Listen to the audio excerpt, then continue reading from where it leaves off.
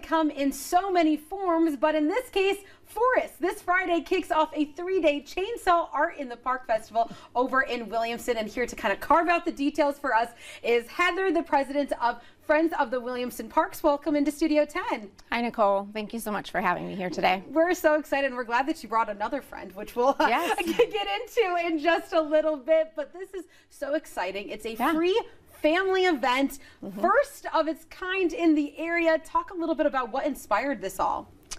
Well, there's a lot of beautiful riverside parks but for Williamston's McCormick Park, what makes it unique are these tree sculptures that we have. And they were first done in 2009 out of ash wood after emerald ash borer killed several trees.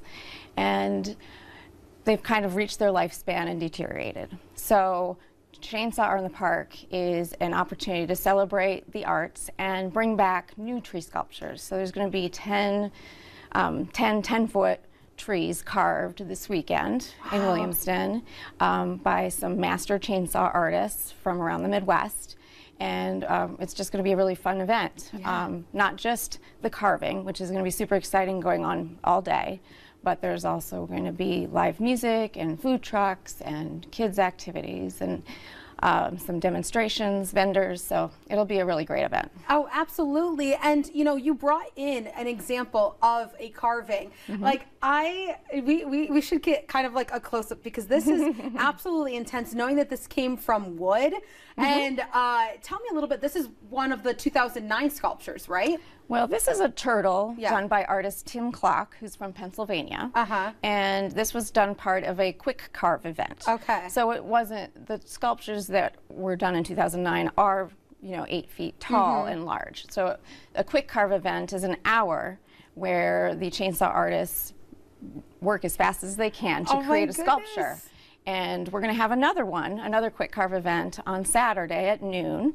And then the sculptures that are created will be auctioned off. So you can get your very own sculpture and take it home. That's amazing. Knowing that this is only done in an hour, I was already impressed, and now I'm even more impressed. And you said, of course, that's going to be happening also again this weekend. What other kind of competitions can the community watch and potentially even vote on?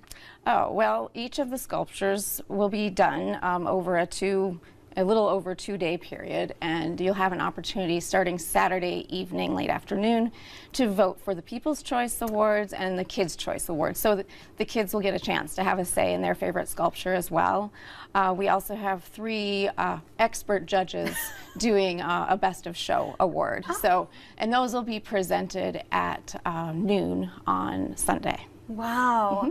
And you know, as someone who obviously knows the parks kind of like back of your hand, you know, you spend a lot of time, you're part of this great volunteer group. You know, how excited are you for this event and to see new sculptures to kind of bring more life into such lovely parks that you have over in Williamston? Oh, we're just so looking forward to it, and the community has been so supportive. We have over like 25 sponsors that have backed this event, and it's really fun to see the enthusiasm.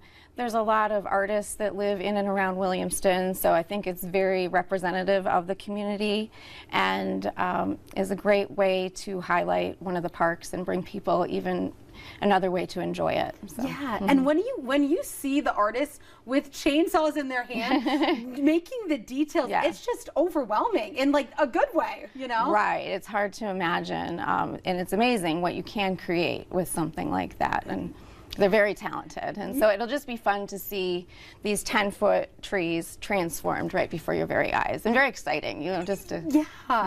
Awesome. So it all kicks off on Friday. The artists will start, but you know, Saturday and Sunday, that's when those other fun events that are great for the whole family, that voting happens. So definitely mark your calendars for this weekend to definitely stop by at least one day, if not all. I'm hooked for all of these. But anything else that you want, you know, the folks at home, why they should come out, or even if they can't come out, but why should they come and see the sculptures after they're done? Well, I think it's a great way to enjoy the outdoors. They should come out both Friday and Saturday because there are things going on both days, and it's going to be a fun. There's going to be a beverage tent and music. So even if you're not as interested in the sculptures, it's just the weather's supposed to be beautiful. So what a great way to enjoy a fun day. Yeah, fun fall day. Me too. I think Studio 10 is a new mascot. We love them. Awesome. Well, thanks again so much for coming in. And of course, remember this all kicks off on Friday. That information is on your screen right now. But definitely best of luck to the carvers. And yeah, we're all in for a good fall fun weekend.